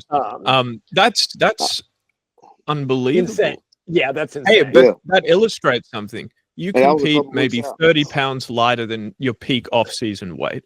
So what are all these other bodybuilders doing that are, 100 pounds heavier in the off-season than they should be on stage, right? Well, that's why they don't get into shape. But the reason why I ask about your height is that, I don't want people to get it twisted, like because you're what, 5'6", right? Absolutely. 100%. Yeah. Okay. So when people see the pictures, visually, no one would guess that you are 132 pounds. Like somebody would look at those pictures and go, he's got to be 185 if he's, Yeah. Just Larry's got the measurements to boot, yes. At peak, 16-inch arms because you had that at like 160. That's insane. Yeah. That no one has that. Yeah. Yep. Yes, sir. And you know what? They're about 36, 37 circumference centimeters right now. Wow. Yeah. What do you weigh right now? I'm right under 150. So that was 130. I squatted that right before the Battle of the River, which was the first NPC show. Now, mind you, when we corresponded through the Facebook group, I was leaner than that. So I got all the way. I bottomed out. The lowest I hit was 126. I got on stage at the Yorton Cup at 128. Wow. Well, but that's why I look like that. But again, when people see the pictures and see that conditioning, they'll understand why. I mean, by the time because again, the way I saw it, and then I think we should back up and talk about UD2 and why you chose that, and give people a bit of a background, was every next show Larry did. He did that NPC show as kind of a run-in, gave him a chance to test the carb up, see what was going to happen. And then he got that little bit extra leaner into the Yorton Cup where he got his pro card. And then like the maniac that he was like, because the bodybuilding, you can't be too lean. For the division you were in, you unfortunately can be too lean. But I think of it in old school terms, like lean and dry is what they want. And so every next competition was that last little bit and figuring out, sort of dialing in your peak week and timing the car and all that kind of stuff. And like, you just got better and better. Man. Most people can't even get good the first time, much less keep getting better and better. I'm glad we talked you had to do it in a fourth competition because you would have done it. But let me tell you what the secret sauce was, man. And I'm not trying to beat a dead horse, but I got to slide it in there. I just paid for my tan, man. I didn't tan myself, man. I just went there and it was $180. I said, "Oh hey, my goodness, thank you so much for that." I cut the check and there Yeah, it right. was, man. There Thank you so much for that. That made No, you know what, Larry? That made think my day. it made mine as well. I feel like a dish bag. You're the Go ahead. perfect illustration of bigger doesn't mean better. Because there you are, winning shows, turning pro, right? And you know, your BMI is something like 20. So what are all these guys doing? I mean, they think that bigger. I mean, it's ridiculous. Right. They want to be 5. They want to be 5'6" and 195, and they lose the taper, they lose that shape, they lose the X, they lose the V. Like they just their V taper is a rectangle. Bigger is not better, because bodybuilding. I mean, that's why there's weight classes. That's why there's divisions. It's never been about being the biggest. It's being the best, based on symmetry and size and muscle and posing and all that other stuff. But people fall into that bigger's better trap, and it's not. Definitely, 100%. So, 100%. well, all right. So let's move on to some tangible concerns. Like, what was your contest diet, Larry? My contest diet was, oh man, so I just got done eating right now, as a matter of fact, and I've probably been eating the same dinner, I don't know how long. Incidentally, man, I'm a creature of habit, man. My circadian rhythm is like 200%. So my contest diet, not necessarily the typical broccoli and chicken, but I tend to eat a lot of fish, a lot of ground turkey, all kinds of pasta. I remember sharing in the Facebook group when we were doing the RFL for a couple things. Right. And I was like, man, on these high carb days, 700 grams of carbs. And I was like, 700 rice and this. Oh yeah, 600-700. Yeah, man. It's about 12 grams. So how did 12 grams per kilo on UD2 that first day? Yeah. Right. So this will tie into the questions I wanted to ask about the specific protocol you did. So you had these high carb days, you had the low carb days. What were your like calorie and macro intakes like on the 2 days? Okay, so my calorie intake on my low carb days were roughly about 1,000 calories. Yeah. Right. And high protein, all green vegetables, leafy, which was the cheat code. Yep. Man, how many grams? I have to back up just a little bit here in a second. I kept it at 50 or as low as I could. Right. Early on, yes. Right. As low as I could. But to give a small background, the year before last, so let's see, just 25, 24. 23. Man, y'all gonna hate me after this. So I actually, trust me, man. I actually started prep like mid 22. Man, my wife had plans to get on stage. I didn't take into account we had a lot of family things going on. Right. So I got prepped, got lean, doing everything the way everybody else does, the wrong way. I'm trying to keep high volume, cutting calories. Oh man, it just wrecked me. I'm losing my hormones all out of whack. I'm all emotional. Who told you to put pepper on this? Oh my God. Geez, crazy. They're crazy. That tomato guy. I didn't want 2 tomatoes. I wanted 1. Now everything's ruined. So anyway, to make a long story short, I didn't get on stage, and then I kind of upped my calories. I got myself. The lowest I got then was 132. I got up to 150, held it. Then I prepped down, and then about right before we got on stage, I got back in the Facebook group, and that's where you helped me through everything else. All right, boom. So my man Solomon, King Solomon. So we got back to basically no to low fat, except for essentials, and leafy greens, man, and protein. So you mentioned 50 something.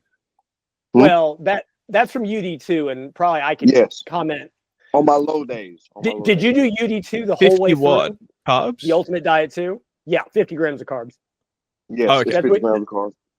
Did you do UD2 all the way through when you prepped for that NPC show? Okay. All the way through. But I think maybe where that brings us to finish up is what's next? Like what is the plan for you going forwards? I know what we've talked about, but I'll let you talk about it. My plan going forward, man. You talking about what divisional period? That, but just in general. Just like what, I'm on the same thing Pinky and the Brain was on. Well, hell yeah. I'm Nice. on the same thing they was on, man. But Right. now, so when I first wanted to do the whole thing, it was obviously to turn pro. Now I'm a natural pro, and if you ever look at some of the natural pros or some of the new pros, some of the males, and I won't say the females because I would say the males that turn pro, you kind of step back and you be like, that man just didn't show up that day, bro. Like, you know what I'm saying? And I'm not saying I'm not one of those guys, but I definitely don't want to. I may have a little bit of imposter syndrome, so I do want to prove myself. Like, look, I'm putting my foot in the sand. Like, you can't tell me I ain't supposed to be here, or that guy didn't show up. But because here I am. But dude, I mean, you proved that you belong to be there, right? Like that's to me, like that's it. The difference between confidence and cocky. You get confidence for what you've actually achieved. You're cocky about stuff you haven't done. When you're like, oh yeah, or I'm smarter than every coach in the world. Like, well, you haven't proven it. You proved yourself. You got your pro card. That's something most bodybuilders will never do. To me, from the outside, as someone who's, like I said, I don't want anyone to hear that I'm giving Larry guidance. Hold on, wait, no, stop. No, whatever. We can argue. We'll argue about this later. No, I'm about to dead that right now. Solomon, King Solomon, the wisest man in the history of wise men. Everything you heard Lyle say in the first 30 minutes, what did he sound like to you? His usual self. Yeah, a smug A. It sounded like no, I know what you're insinuating. Occupation-wise, what did that sound? It sounded like a coach. Sound like a coach. I mean, he still sounds like a coach. I mean, that's just it. I was a decent athlete, and I'm a much better coach. I always have been. But what we talked about with Larry, the first thing, and we didn't butt heads, and I get it. I kept trying to get Larry to eat because the reality is when you come out of show, you have to. I'm still struggling. I ain't gonna lie. Look, but you and I've talked about this privately. Getting contest lean will mess with your head because you get used to looking like that, and losing that at all is hard. But even though I know it's hard, you also know, and you're smart enough to know that the only way to take the next step is you're going to have to come back up to at least a little bit, but you're already up. Yes. You said you're up from 128 to 150, right? You may not have, we don't want you to get sloppy, but basically post-show, you got to get everything back normal physiologically. Again, going back to the way we approached it, most bodybuilders are so broken and overtrained. They need 2 months just to recover from prep. Larry was back hitting it hard the next day, you know, because Larry's a machine. He was but he wasn't broken by the training and the diet. No. Right? He didn't come out of it so ground down, and most bodybuilders grind themselves into dirt during prep by maintaining 6 days a week, high volume weight training all the way through. But as far as the way I sort of, my vision for Larry going forward is I think his vision too. Like he said, he wants to take over the world, and I want to see him do it because he's got. I want to win the York Club. He's got the potential. Is move to bodybuilding. And no question about it. You must. We know that he can get lean and conditioned, and what he and I have talked about, and he's the last few months he's been kind of getting back to normal physiologically, eating, getting his body weight back up where it needs to be. But he's at the point where he's going to need specialization cycles to bring up. I mean, I hate to say weak points because I don't know what they are. By that I mean I don't think there are any. But he's at the point that it's the details. It's those tiny little details that will matter. And he's beyond the point where he can bring up everything. That's the other mistake people make at the advanced level. They're like, oh yeah, I'm just going to bring up everything and train everything hard. And like, you can't do it when you're as strong as he is. You can't put that much effort into everything. So specialization I'm so excited cycles, to do that. Specialization cycles with a little bit of a surplus, bring up those weak points. Actually, I've got a guy in the UK. He's doing he's been the last year, he's been doing rotating specialization cycles to bring up the fun. And it's funny, he was a track sprinter too. He told me once we were talking, and I looked at his work and I'm like, and I go, man, your hamstring volume is really low. And he's like, my hamstrings grow like crazy. And I just look at him and go, you were a sprinter in college, weren't you? He goes, yeah, 100, 200. I go, yeah, they always have the best hamstrings without fail. And I'm like, yeah, he's like, he only needs for that particular muscle group. But now it's at the point, those little details that will take him from pro card to top of the pros. So that's you know, and then we'll find a show. We know how to diet I'm him. telling you, I'm a goal setter and I'm a goal breaker. Mm-hmm. You got any ideas, Larry, as to what you'll specialize in? Well, you know what? What do you want to bring up? I really can't remember if I sent it to Lyle. I'll send it to you as I don't well. think so. And I got actually how my judge's feedback. Yeah. I could bring it up on my phone. He sent me the feedback. What he basically said was basically those men's physique type muscles, bigger shoulders, upper chest, quad sweep to fill the shorts out a little bit, and maybe some calves. Who knows? Yeah, but can't see them anyway. Yeah, that's for that. If you're going to go to bodybuilding, everything just needs, we'll have to kind of do a visual assessment and see. Obviously, arms for sure, shoulders. Yeah, your arms are not nearly big enough. Facts, right? Yeah, right. As they take up half your screen. Man. So that to me is what I see, and and maybe a powerlifting meet might be part of that, or it might not be. That might be like, no, it is. It's already at some point, because that will give you a thickness and density that you don't necessarily get from more traditional training. It will also give you by bumping up your strength. Then you can go back into the bodybuilding training and lift heavier and get even bigger. Like that. Yes. Those absolutely synergize with one another. So that could absolutely be, and maybe if you powerlift, I can get you to eat a little bit more. On a generic, type of goal mind state, it would definitely be to increase my X-frame, increase the frame. You know what I'm saying? For classic or for bodybuilding, it would lats, definitely be side delts, that sort of basically that. Sort of silhouette muscles. The classic X shape, which that's bodybuilding. Got to have that great taper into that quad sweep. Yeah, absolutely. That's it. But my judge's direct feedback was shoulders, upper chest, delts. But even that, again, my 5% delts. That kind of going to where we started, as far as a big part of why that I've been willing to work with Larry is he did a show, he didn't get the results that he wanted. Rather than making excuses, rather than looking for reasons, he went and he talked to the judges and said, how can I be better? Not he didn't go looking for affirmation about whatever, it's all politics, like whatever the reasons are people come up with. His whole thing, and this is a trait of all great athletes, is fine, you can tell me I'm good, and some people need that, but more importantly, how do I get better? That's what will keep him moving forwards into the future. And that's why, maybe not this year, like we'll get him to where he needs to be, and the judges will go, everything was great except this. Well, there's another year, and then you fix that the next time.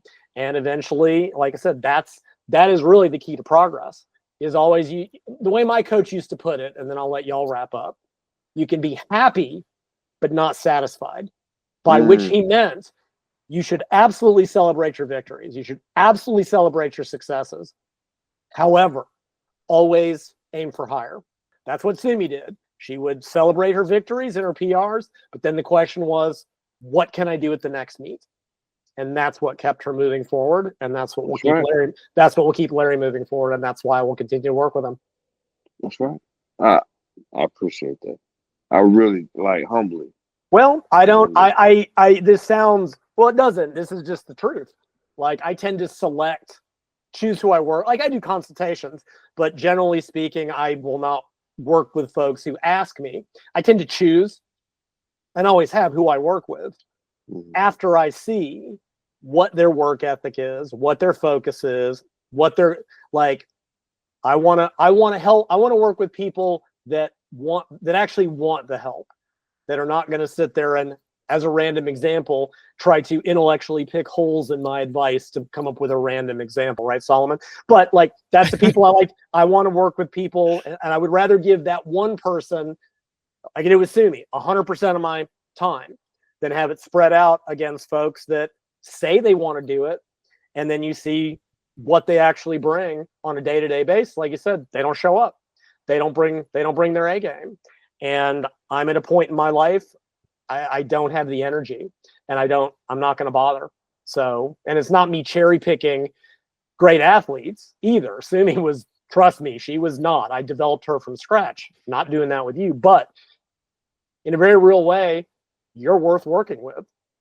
And I mean, genuinely, I wouldn't, and I don't say that lightly, because I wouldn't say that about most people. Wow. And I will only put, and and I'll tell you the same thing I told Sumi. As long as you always bring your best, even if you don't win, right? We would go to meet with her, and she might have a bad meet and not make a lift. I was never mad at that. I would always ask her, did you give 100%? Did you give me your best? And she said, yes. Sure. That's all you can ever do. You can't control who else is on stage. You can't control what they do. As long as you can bring your best every time to training, to the table, to the competition, and know that you did, yes, exactly, and know that you did, know that you did everything in your power to be your best, even if you didn't get the results you wanted. You still know, look, but like I said, then you go find out what held you back, and you fix that next time, and that's what we're gonna do. Yeah. Here's one last question for you, because it's just always interesting to me, because you know as well as I do, bodybuilding can be one of the most self-centered sports that exists, because when you're in prep 24/7, 365, well, if you're good, you're a bodybuilder. Did you find, other than the cooking thing, which you mentioned, did you find that caused any strain? Yeah. And you know what? Yes, number one. One thing I want to preface. This year that I competed, I hadn't competed in 3 years because I took time to grow. I built. So This was an awesome season, right? Phenomenal season, the best of my year. But in the previous 2 seasons I had, I was on the, Simon, you'll appreciate this, I was on the, gotta do more volume, bro. Yep. You gotta push the volume, bro. So those preps caused strains in my relationships. Gotcha. And it was kind of a traumatizing. So every time I'm like, hey, babe, it's time to compete, it triggers. It's kind of like, I can see that. It's kind of like that cousin that comes around and you just like, hey, put everything up. We've all got one. We've all got one. And then when something comes up missing, you automatically point. And he's like, I didn't do it. Maybe he or she didn't do it, but they always do it, so you blame them. So this prep only got bad after I won my pro card. The reason why was I didn't know I was going to win it that day. And so when I won it, I didn't have a plan. And so I'm battling, do I do the York? Do I not? Do I do the York? And that caused more problems. Remind me, didn't you say at one point, I might have dreamt this up, when you decided to do that third show, didn't your wife tell you that if you did another show, she was going to leave you or something like that? That's a fact. Because at some point she's like, you gotta come back to not shut it down. Yeah, that's crushing, Larry. Well, yeah. Well, I think it's a little bit exaggerated, but go ahead. You know why, right? We can, yes. It's a hormone issue. There are things that, unfortunately, when you get that contest lean, don't work at optimal functioning. And I imagine that Larry's wife was displeased with that. We'll just Did you get a blood test, Larry, to check your free and total testosterone? Dude, when you're 4%, they're all castrated. It was no point. There ain't not there. Yeah. When after I did my manscaping for the first show and my hair didn't grow back, there was no point in taking the low test. Oh yeah, my hair just now started. Wow. It just now started to grow back. God. Oh yeah, it's but you know what? It's the cost of doing business, man. If you want extreme results, you kind of gotta dig in that bag, man. Yeah, but as long, I mean, it's, I hopefully now, like, you're back to normal. You could be, like, that's part of who you are, as long as you don't let it become, too just like I said, he decided to do that third show, and I think that's when that's when she was a little fed up. If you'd done a fourth show, you'd be single right now. It'd be over with. I would have got papers. Yeah. I wouldn't be on this couch. I'll be right here. Yep. I'll be on that. If y'all can see it. It's a bike. My. Yep. I'll be Oh my. Now here's how neurotic I am. That's literally in my living room. Well, no, I get it. No, I understand totally. But you know what? When we went down there and she saw this other level, it was all worth it. Well, it was all. I couldn't believe how big the pros are. Now, mind you, we got a great foundation, so I don't have to keep turning down and rebuild it. Now I can just stay. She loves Lyle and his material because it didn't break me. Yeah, well, awesome. I'm glad to hear that. Man, there's no way I would have kept going to push my pro. And FYI, when I did my first show, the NPC chairman in the whole state of Tennessee told me I needed to lose 5 pounds. He said, if you lose 4 or 5 more pounds, you do good. And he didn't want me to do the next show because he wanted me to go the other route. Right. And then I started corresponding with Lyle. We tightened it up. And then I hit it. But I did lose those initial 4 or 5 pounds. So I had a lot of eyes on me. But, man, it's a beautiful thing. But, out of all these questions, out of all this interview, y'all didn't ask me the main one question that most people are just kind of puzzled with. And what question is that? So I'm going to ask y'all to ask myself. Okay. How old am I? Oh. How old are you, Larry? Hang on, let me guess. Yeah. And it's not because I have an idea, I think probably from the Facebook group, and I know I'm going to be wrong, and I won't say, you and I know the quote, Solomon probably doesn't because he doesn't live in America, but I know the quote, don't say it. Okay, that's fine. No, I'm not going to say it. Because I'll run into there's guys in my gym who are African American, and I'll ask, and they'll be like, I'm 64. I'm like, I don't believe you. I'm gonna say no. I'm not saying you are, but I'm just like, no. Can I guess? I'm like, no way. I'm like, you look. I'm gonna guess 38. Okay. Solomon? Can I guess? I'm gonna. Okay. So you've got a son, and he's autistic, and it takes time for autism to develop. Oh, Jesus. Or no, it doesn't. Like it takes time to notice it, right? So. Oh, Solomon, you're bringing logic to this game. Just guess. You're at least 35. You mentioned you've been training since forever. Yeah. I'm going to guess you're at least 35. I'm going to guess 38. Yeah. Okay. Let's go 38. You guys are very close, but no cigar. All right. What is it? 52. See, like I said, I don't believe it. No. Come on. Why do you give up so easy? I'm not 52. Yeah. I'm like, no way. No, but I wanted to turn pro by the time I was 40. I turned pro. I was so happy. The very next day, I turned 41. Wow. And I forgot it was my birthday. That's perfect. Congratulations. That's perfect. I forgot it was my birthday. Everybody I trained with is like in their 20s, and we get to talking, and I'm like, you ever remember that song? And they're like, bro, that song came out before I was born. How old are you? And I was like, right. Oh, that's funny. Don't even worry about it. Just lift the weights. Yeah, exactly. Don't even worry about it. Wow. But you know what? As a natural, Lyle could probably back me up on this. You can't too, Solomon. I seen some of your stuff. You're pretty humble, dude. You got some muscle in that frame too. It takes a while for that natural, mature muscle to get where it needs to go. It really does. I mean, honestly. Very good. I think that's so, folks. What we're saying is that UD2 will get you lean, save your marriage, and bring you your pro card on your birthday. And make you look more youthful than your years. Right? And they'll make you look like Larry, who looks like he's 33. So that's I would have guessed younger had it not been for your guess, Lyle, and the fact that you're a father and married and all of this stuff. And you've been training since forever. Like it's a whole lot of things, but yeah. That's a fact. It's fun fact about the autism. So I remember my son was in his walker at a very young age, and we gave him a Shrek DVD. He's just looking at it, but he's looking at it like he's reading it. Now, mind you, he's in a walker, so obviously he ain't talking. He doesn't talk. He's in a walker. He's looking at it like he's reading. So I take it. I'm like, you're not reading this. What do you think you're doing? You're looking like you're reading this. I'm talking to him. I hand it to him upside down backwards. He takes it, turns it the right way, and turns it over. Seriously, wow. I was like, Tia, I think he can read. That's crazy. And then as he got older, he wasn't talking. But it's funny you say that because we did find out at an early age he was autistic. Okay. He's 21 now. Oh wow! That was back. Oh yeah, he was like, man, I got 5 of them, y'all. Oh gosh, all right. My youngest want to be 18. My youngest want to be 18, man. Wow. Yeah. So as you can tell, you are a young father. Yeah, that aspect very young father. Important. Well, I was gonna make a joke, but then I'm like, that's why his wife was mad that he kept doing shows. Very important. They got stuff they need to get done. Oh, we're done.